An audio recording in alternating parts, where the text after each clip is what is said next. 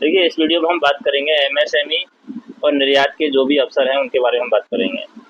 क्या एमएसएमई और क्या निर्यात के अवसर हैं? जैसे कि एमएसएमई क्या है? हमारे सूक्ष्म, लघु और मझले जो उपक्रम क्षेत्र है, इनमें यह संभावना है कि निर्यात को बढ़ावा दे करके देश की आर्थिक गतिविधियों में योगदान करके देश के विकास के इंजन की भूमिका ये निभा सकते हैं। वर्तमान में देश के निर्यात में इनकी हिस्सेदारी कम रही है। जैसे वित्त वर्ष अगर 2020 की बात करें तो 2020 में एमएसएमई का जो योगदान है वो 49.77% था। वो कम होकर के 2023 में 42% रह गया, 42.67%।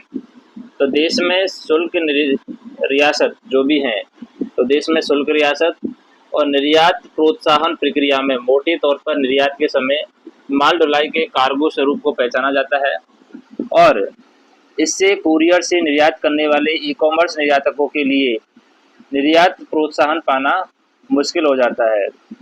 बाजार शोध के लिए मंगाए गए नमूने अर्थात हम कह सकते हैं ई कॉमर्स में नकारी गई वस्तुएं जो वापस की जाती हैं या ऑनलाइन बिक्री में नहीं बिकने वाली वस्तुओं को दोबारा आयात करने पर आयात शुल्क लगाया जाता है। यह एमएसएमई कंपनियों के मुनाफे पर असर डालता है।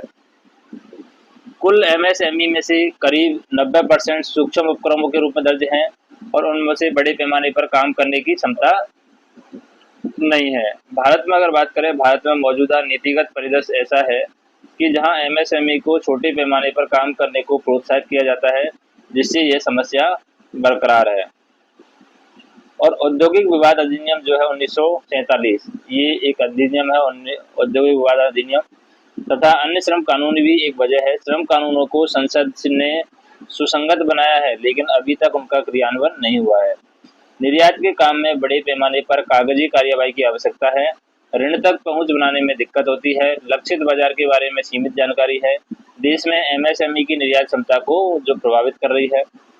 अगर हम आगे की बात करें कि आगे क्या क्या हो सकता है एमएसएमई के फील्ड में, तो देखिए आगे एमएसएमई के फील्ड में एमएसएमई निर्यात को बढ़ावा देने के लिए व्यापक रणनीति बनाने की आवश्यकता है, जिसमें ऐसी प्रोत्साहन हो जो ई कॉमर्स प्लेटफॉर्म को बिना नियामक बाधाओं के काम करने की इजाज़त दे।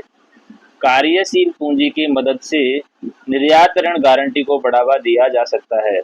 सामान्य तौर पर वित्त तक पहुंच बढ़ा करके और सूचनाओं की विसंगति को कम करके एमएसएमई के निर्यात को गति प्रदान की जा सकती है।